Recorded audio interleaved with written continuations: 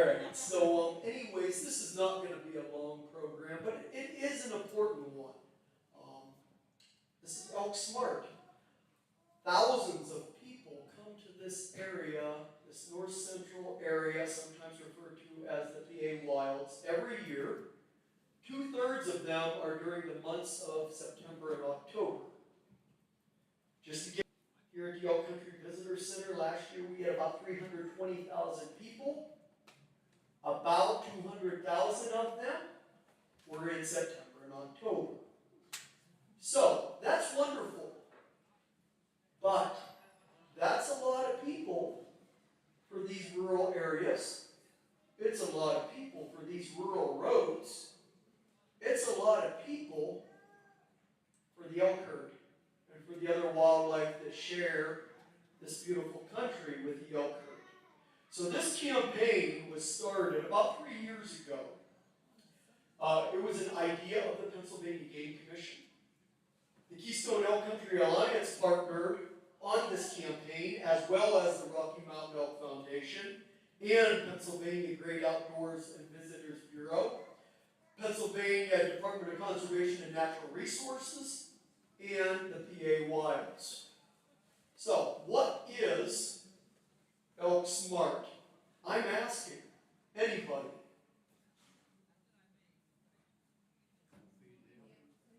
This fellow right here said, don't feed the elk.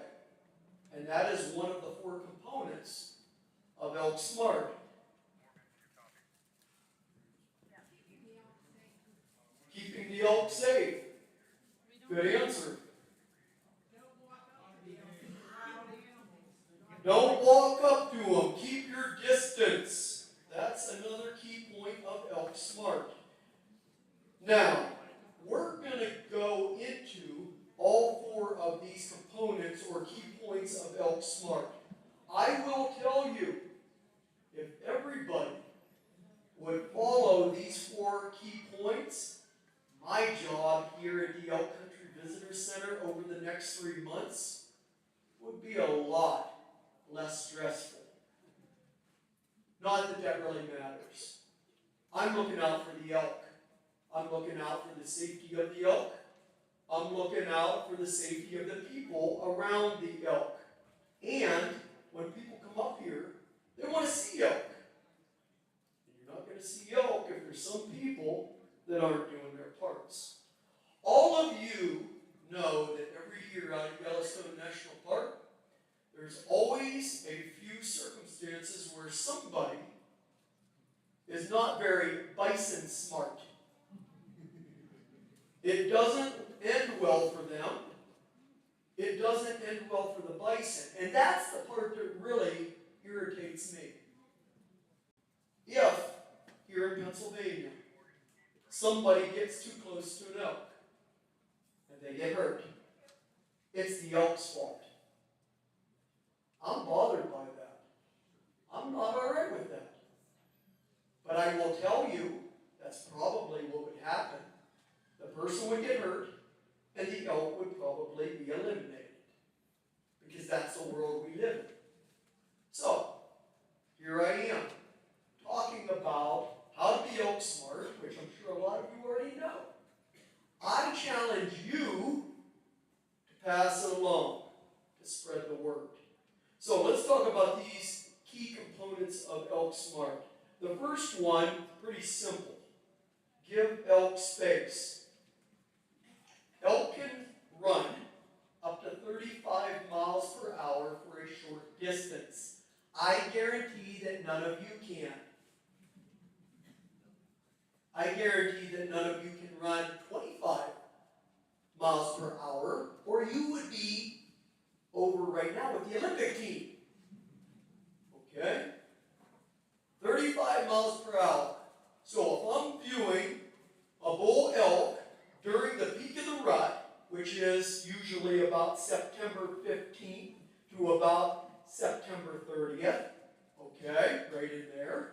If I'm viewing a bull elk, and I'm from here to that U-Haul from that bull elk, and that bull elk thinks that I might be a threat to his ladies, or that bull might just think that, I'm threatening him because perhaps he just got done losing all his lady friends in a fight and he's a bit frustrated. He might want to take it out on me. That bull's going to catch me in a hurry. And it's going to probably stomp me and it's going to gore me. I don't want that. So 100 yards is what we recommend for elk viewing.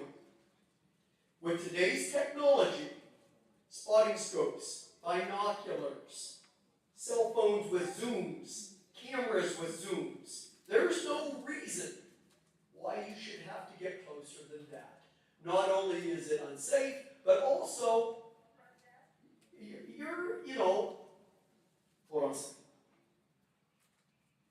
You are interrupting the elk mating season. Not a good thing. Okay? So not only for safety, but also let's let wild do its thing. Okay? People are here to watch it, people are here to enjoy it, and we don't want to get in the mix and disrupt that. So 100 yards. I always like this one. If you see an elk and you extend your arm like this and you close one eye, if you can't cover that elk with your thumb, you're too close.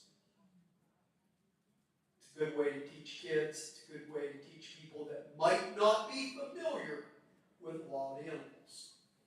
Quick story. It was probably about 6 years ago. Right up here on Winslow Hill, there were two big bulls fighting. Some of you may have seen this video. It's pretty sad. And the outcome was more sad. Two big bulls fighting up here in a field. Vehicles surrounding those bulls. Well, there's always a loser. And when that loser loses, he wants to get out of there in a hurry. And he did. And he ran right into the side of somebody's pickup truck. It knocked him down when he hit the side of that truck. Left a good dent in the door, which, I hate to say this, but deserved it. He was parked way too close. Anyways, here's the sad part. That fella pulled away, ran over the hind legs of that bull, broke its legs, and it had to be put down the next day by the Pennsylvania Game Commission.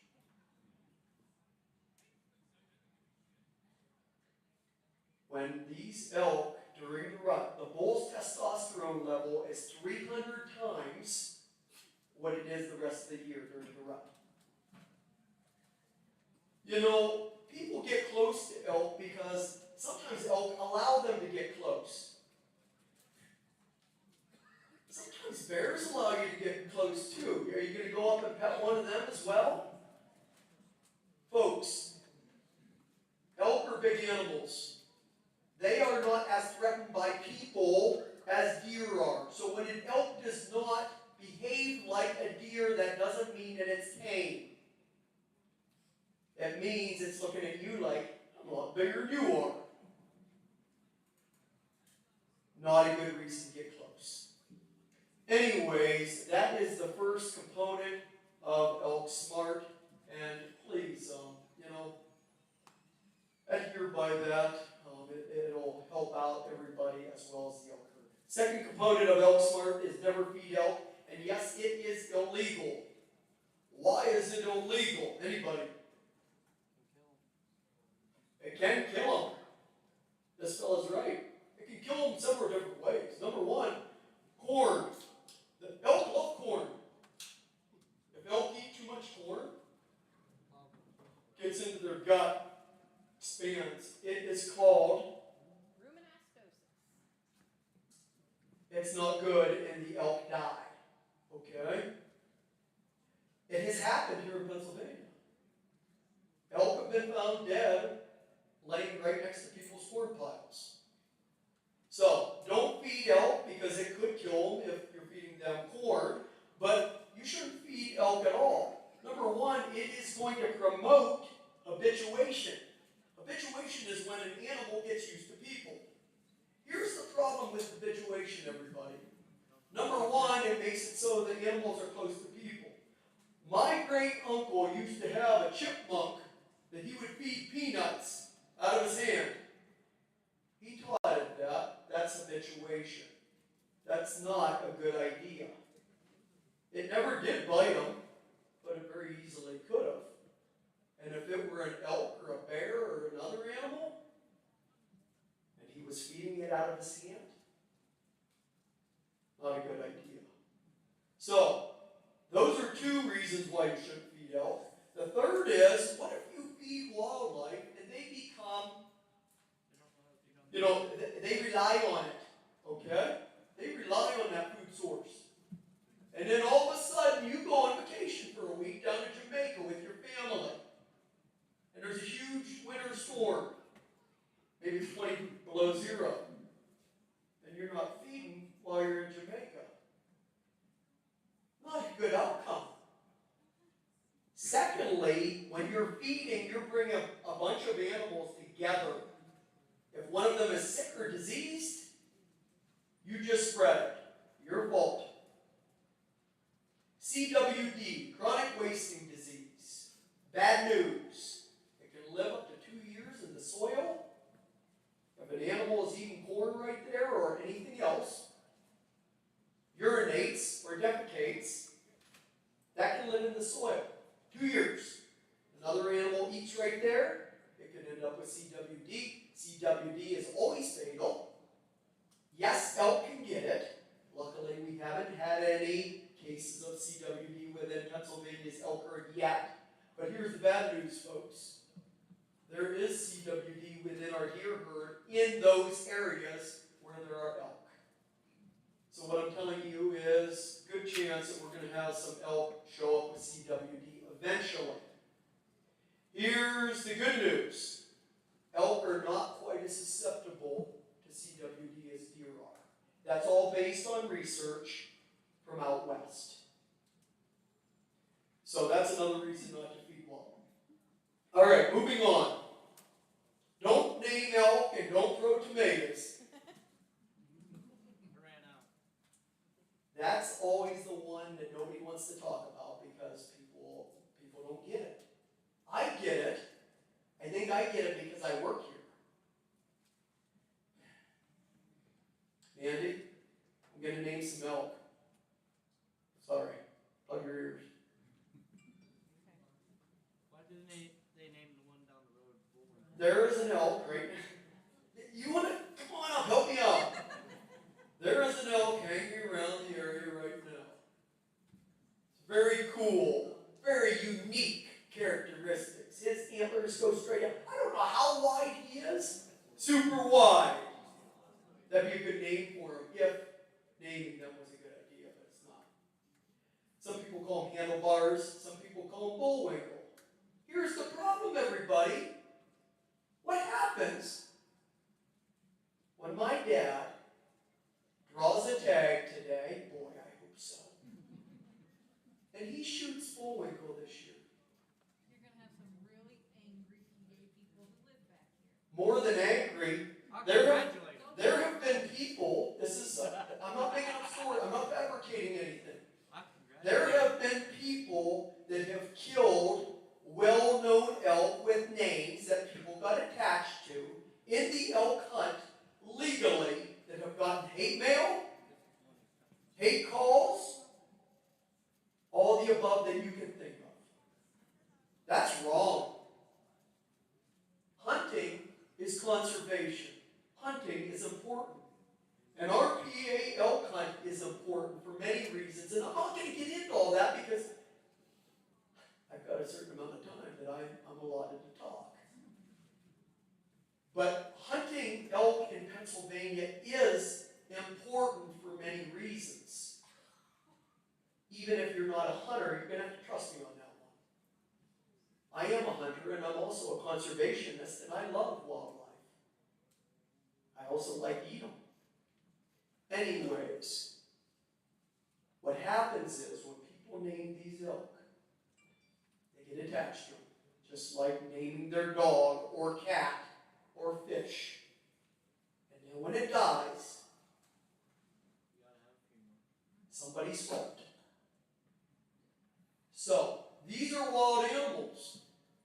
Bullwinkle is not tame. Bullwinkle's going to be fair game for somebody to hunt this fall.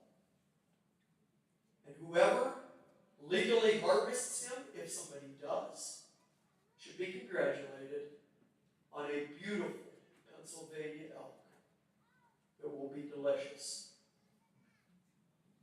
So, if you can't understand why you shouldn't name elk, just think about it. I know everybody's different. You know, I'm a hunter, and my dad and I, we name deer the Big 8, the Wide 7, browse, too tall. We got names for deer. We have names for deer so that when I kill it legally in hunting season, I can tell my dad what deer I got. Or if I get pictures of it, I'll identify them. They're getting attached. And it's not a good thing. It's good to love elk. I love PA elk. But they're wild animals. So let's not take away from that. All right, last component, do your part. There's a lot of people here right now. And if all of you would do your part in spreading the word, you know, maybe you're going to talk to somebody and they're going to say, that's so stupid that you can't name elk. What's the harm? You can tell them what the harm is.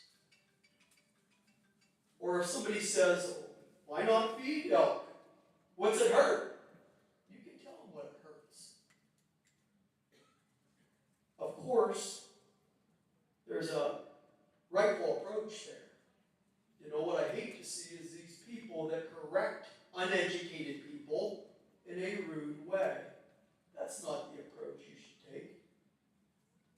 Don't make people feel dumb or unintelligent. People come here from all over the country to see our elk herd. You should be proud if you live in Pennsylvania that we have a wild elk herd. Educate them to help the Pennsylvania elk herd and help them enjoy our elk herd as you all do. That about sums it up for me, folks. But before I hand it over to Mandy, she's going to give you the opportunity to get an awesome Elk Smart t-shirt so you can promote the campaign that way. Do any of you have any elk questions for me before we wrap it up? Yes? Your family feeds deer. And what do you think about that? You think it's a good idea? Okay. And that's a tough one. I mean, when you're feeding deer, it's helpful to the deer, right? If they're hungry, right? Especially if there's not a lot of food. But like I said, one thing that you have to think about is bringing them together. And if one of them's sick, then it could spread. So, you know, there's many things to think about. Okay? All right. Anybody else? Yes?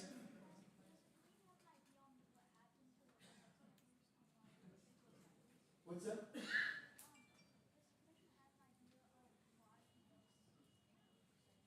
Does the Pennsylvania Game Commission have any idea why that bull, I'm not going to name it, I'm not going to call it by a name anymore, the elk, its antlers go straight out really wide, why they grew that way?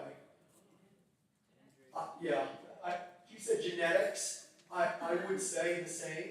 Genetics. Okay? Think about white-tailed deer. Sometimes you'll have a white-tailed deer that grows some crazy antlers, right?